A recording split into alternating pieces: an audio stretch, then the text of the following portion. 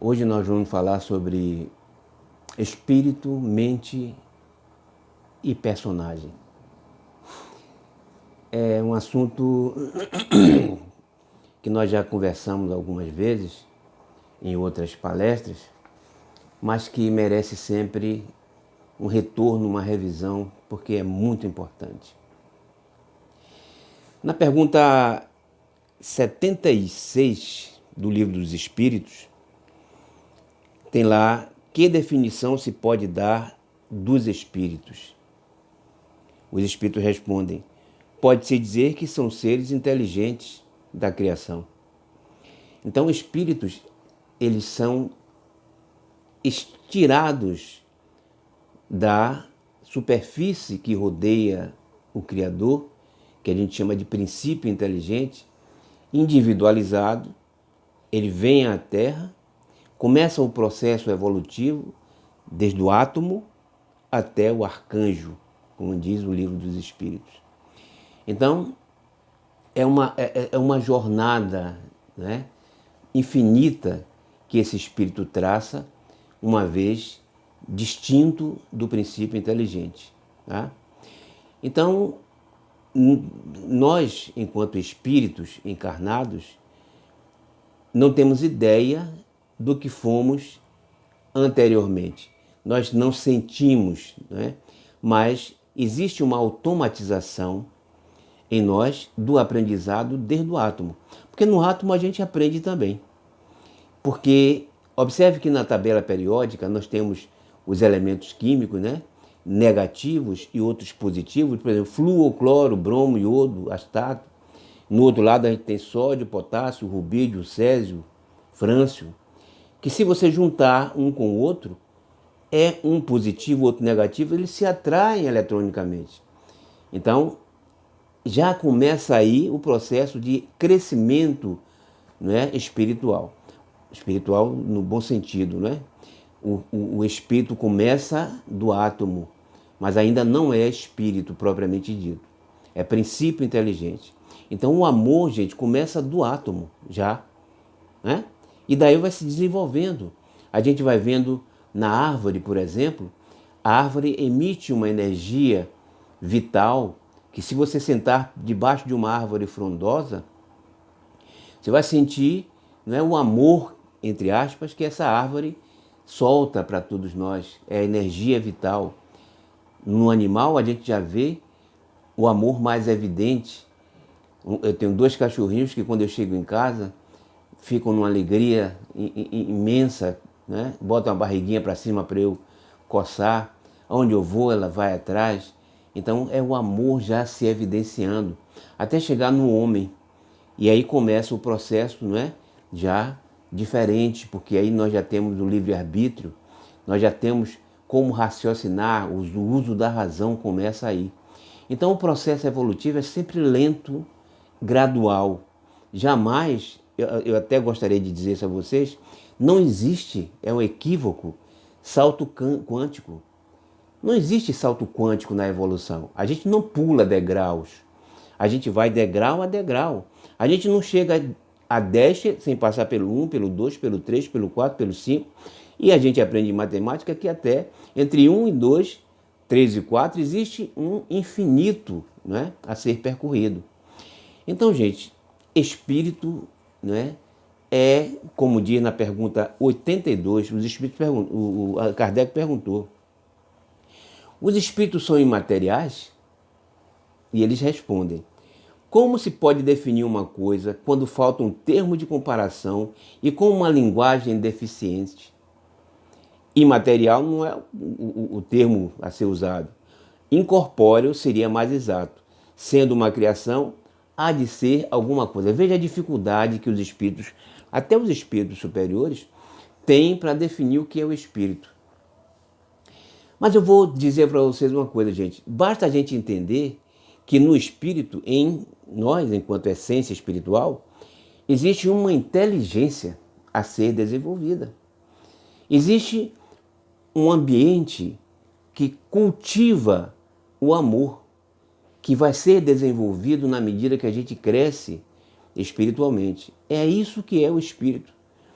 Então, não é matéria, não é matéria, longe disso, mas é alguma coisa, tá?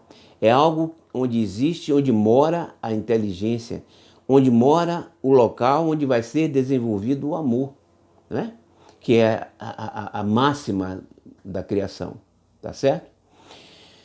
Bom, observe como Jesus, de uma forma assim, extremamente inteligente, né? Claro, óbvio, ele diz assim: vós sois deuses, vós sois deuses.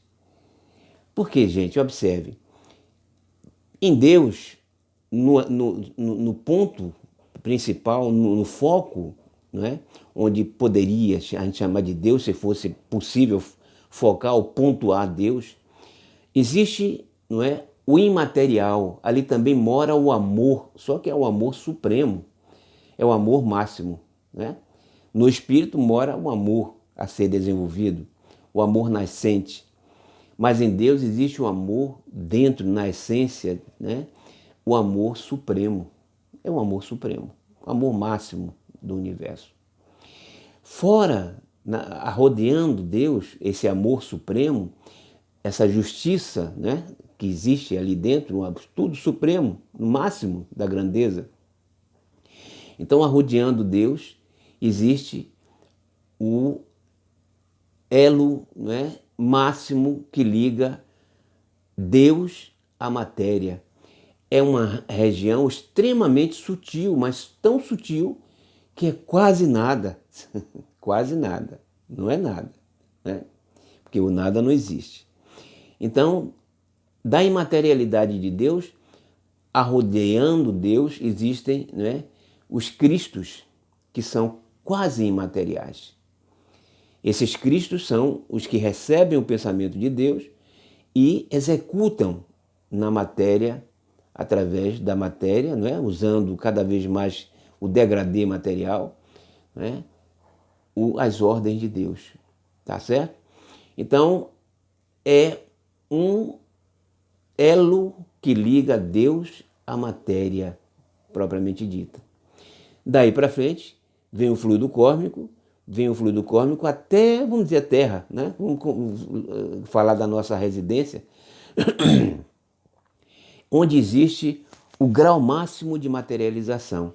Aqui na Terra nós temos, por exemplo, o tungstênio, que é extremamente material, né? É um dos elementos mais pesados que nós temos aqui na Terra. Ele, inclusive, reveste a carcaça dos foguetes para, quando passar na ionosfera, não explodir, não queimar.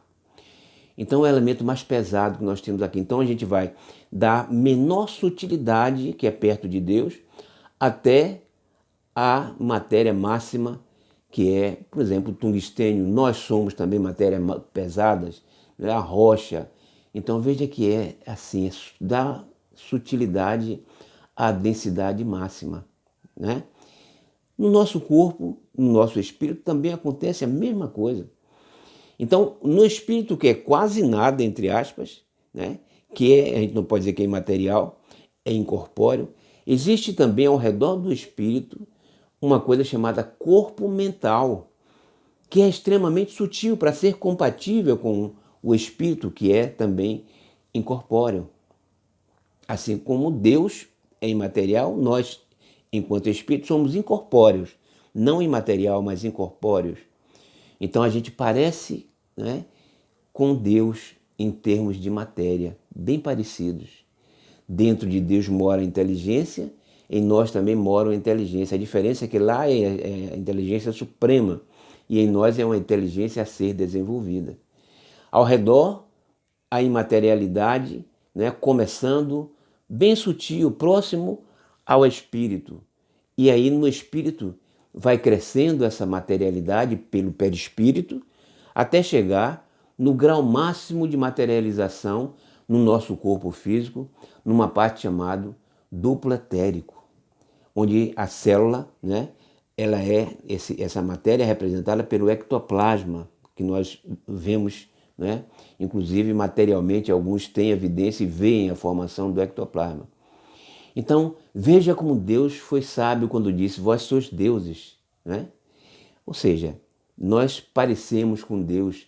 Quando a gente emite o pensamento, a gente emite o pensamento para o corpo mental emite para o perispírito e o perispírito emite para o cérebro, para as regiões neurológicas, mais, né, apropriadamente falando, para os neurônios que vão fazer com que esse pensamento se transforme em realidade material.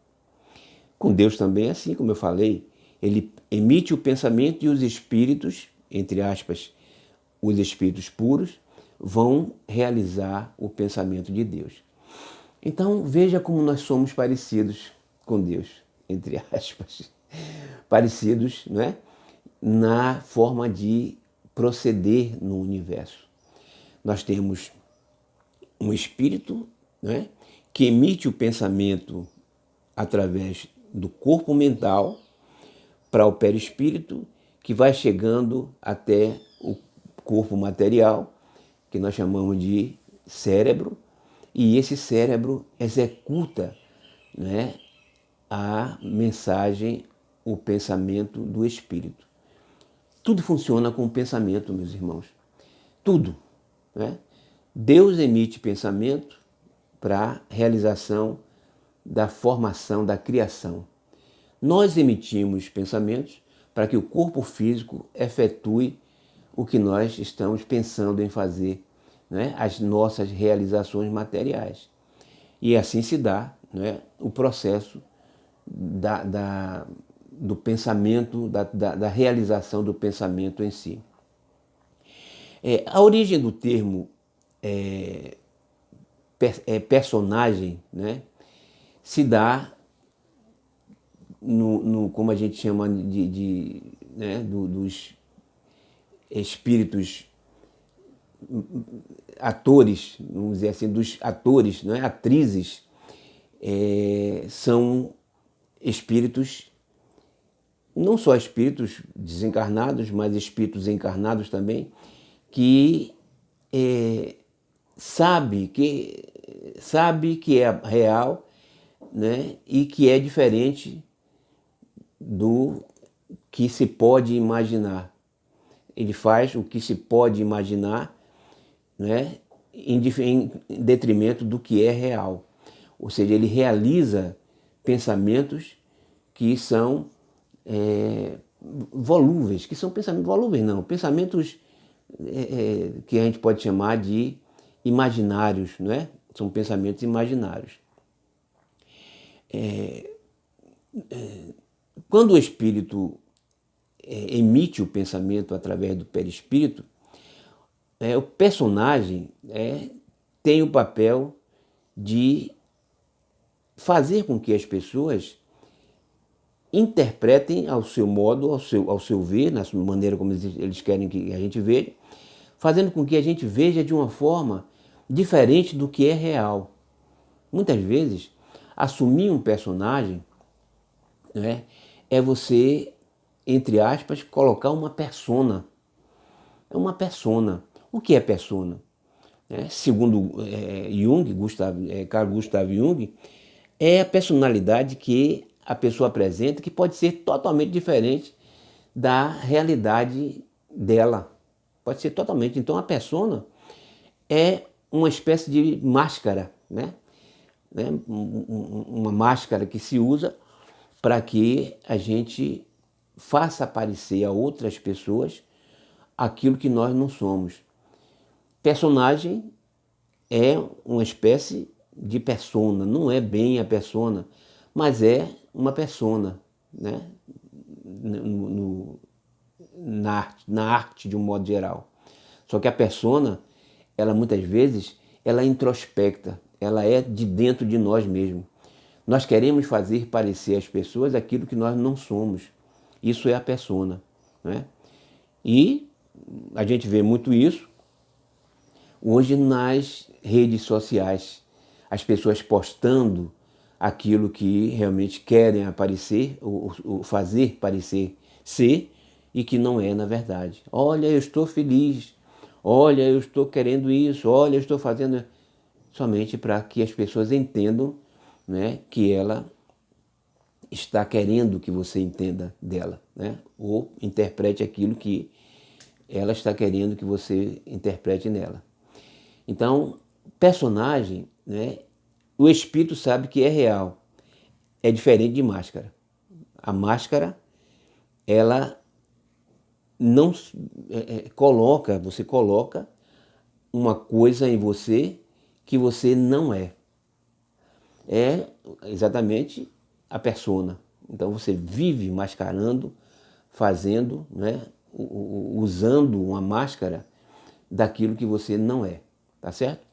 Então, o personagem, gente, na verdade, é uma interpretação sua daquilo que você não é espiritualmente. Ou seja, o espírito faz transparecer para você uma coisa que você não é.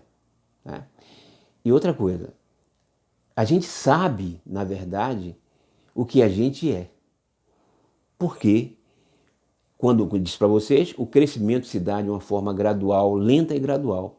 Nós temos no nosso cérebro 3 partes. A parte do subconsciente, a parte do consciente e a parte do superconsciente. Então, quando nós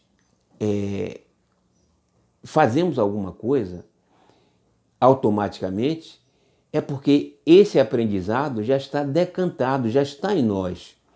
Por exemplo, se eu pego numa chapa quente, de 300 graus, né, eu não vou ficar pensando, puxa, eu acho que eu devo tirar minha mão daqui, porque ele deve queimar, eu acho que vai queimar minha mão. É assim? Não. A gente tira rapidamente, porque a gente já tem decantado em nós o instinto de que aquilo queima. Tá certo? Então já aprendemos isso no animal. Né? Então existem coisas dentro de nós que não são ainda, vamos dizer, não aflorada, mas a gente tem a consciência daquilo. O personagem conhece tudo que existe em nós espíritos, né? Só usa o personagem porque quer. Então, é diferente desse negócio, eu não sei, o personagem não sabe, sabe sim. Nós não podemos distinguir, nós, enquanto corpo físico, do espírito, porque são integrados. Espírito, perispírito e corpo são um, se tornam um. Depois que a gente desencarna, aí sim. Aí o corpo foi um personagem, e personagem a gente pode interpretar aí dessa forma. Quando a gente encarna, aí a gente usa um personagem, por exemplo, hoje eu sou, né, o personagem Modesto. Antes eu encarnei, fui o personagem João. Antes eu reencarnei, fui o personagem José, Maria, não sei, né? Então, observe que o personagem, ele é integrado ao espírito. Nós somos corpo e alma, um só. Depois que a gente desencarna, aí sim, aí são outros 500. Mas enquanto encarnados, não existe distinção de personagem e espírito. Lê do engano. Não, isso não existe. Né? Nós precisamos entender que nós somos seres integrais. Tudo funciona de uma forma harmônica. Tudo funciona de forma que um entenda a sistemática do outro. Se eu recebo uma mensagem de fora, um beliscão, né? Os meus terminais nervosos vão levar para o cérebro, que vão levar para a mente, que o espírito vai absorver. Né? É assim que é o processo. Se é de dentro para fora, o espírito emite para a mente vai para o cérebro faz com que eu execute aquela mensagem. Então, é tudo assim, funciona de uma forma harmônica. Não existe distinção personagem e espírito. Isso é personagem, tá certo? O personagem, ele existe a partir do momento que a gente nasce enquanto espírito encarnado. E sempre, não é? A gente pode imaginar que podemos fazer esse personagem mudar, né, de acordo com a nossa vontade. A gente normalmente, tem uma música de, deixa eu pegar aqui, uma música de Charlie Chaplin que diz assim, ó, sorri quando a dor te torturar e a saudade atormentar os teus dias tristonhos, vazios. Sorri, vai mentindo a sua dor, e ao notar que tu sorri, todo mundo irá supor que és feliz. E por aí vai, né? Então sorri para que as pessoas pensem que você é feliz. Isso é máscara. Isso é um personagem, é uma interpretação, né? Charlie Chaplin foi, né, preciso, foi maravilhoso quando ele falou isso. Normalmente nós estamos assim, sorrindo para que as pessoas pensem que nós somos perfeitamente felizes, né? Isso é um desconhecimento total de que todos nós temos momentos de felicidade e momentos de tristeza. É natural do ser em evolução, né? Então, gente, eu queria deixar esse recado para vocês, dizer que nós não podemos, de jeito nenhum, distinguir espírito, mente e personagem e corpo encarnado. Somos um. O corpo, né, ele está integrado ao espírito e ao perispírito, fazendo com que nós funcionemos de uma forma harmônica, tá certo? Então eu queria agradecer, me foi colocado como um tema a ser discutido durante 20 minutos, né? Então eu vou me despedir de vocês e estou à disposição para qualquer tipo de pergunta, se eu puder responder, né? É óbvio. Agradeço a todos vocês. Uma boa noite, um bom dia, uma boa tarde, seja lá o horário que vocês estiverem me assistindo. Muito obrigado, viu?